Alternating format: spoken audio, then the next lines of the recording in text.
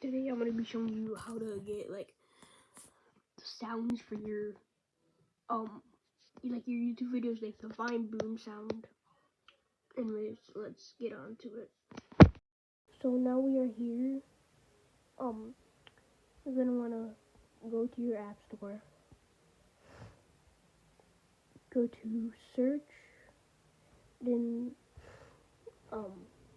search up meme soundboard, and then you're gonna find this one, meme soundboard 2016 to 2024, or if it is a different year for some reason that you're watching this, it'll be that year.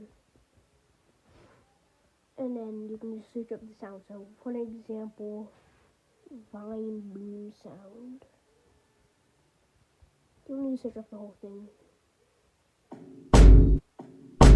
And then obviously I did change the settings in this.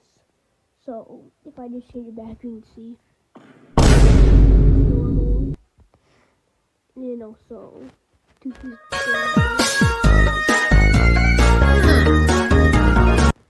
yeah, that's how you do it.